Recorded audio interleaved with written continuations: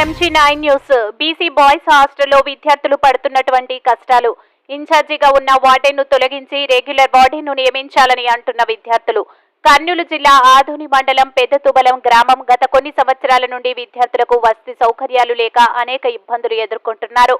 విద్యార్థులకు త్రాగునీరు మరియు స్నానాలు చేయడానికి కానీ మరియు విద్యార్థులకు టాయిలెట్లు లేక బయట ప్రాంతానికి టాయిలెట్లు వెళ్లే పరిస్థితి ఏర్పడిందని విద్యార్థులు తెలిపారు. ఉన్నతాధికారులారా, విద్యార్థుల సమస్యలు మీకు పట్టవా అంటూ విద్యార్థులు మేము ఎదుర్కొంటున్న సమస్యలు మీరు ఒక్కసారి చూడండి మా వైపు అంటూ వారు మనోవేదనకు గురవుతున్నారు.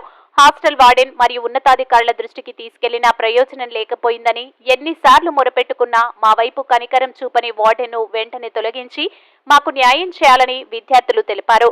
గతంలో ఉన్న విద్యార్థుల కంటే ఇప్పుడు కనీసం వస్తువులు లేకపోవడంతో చాలా మంది విద్యార్థులు స్ట్రెంత్ తగ్గిందని విద్యార్థులు తెలిపారు. గత కొన్ని రోజుల నుండి కరెంటు లేక, డోర్స్ లేక, ఫ్యాన్స్ లేక అనేక ఇబ్బందులు పడుతున్నామంటూ ఇకనైనా ఇన్ఛార్జీలుగా ఉన్న వార్డెన్స్ తొలగించి రెగ్యులర్ వార్డెన్ను నియమించాలని, అలా నియమించినట్లయితే మాకు తగిన న్యాయం జరుగుతుందని విద్యార్థులు కోరారు. మా వార్డెన్ సుబ్బయ్య మాకు అక్కర్లేదు అని విద్యార్థులు తెలిపారు.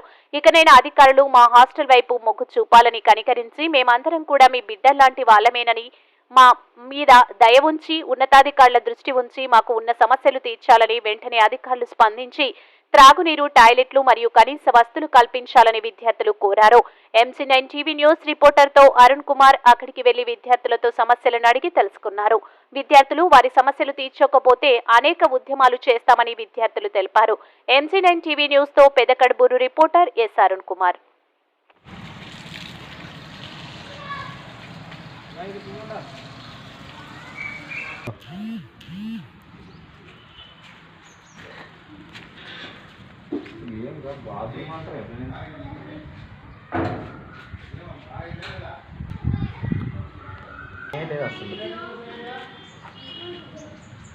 దొరికిడింగా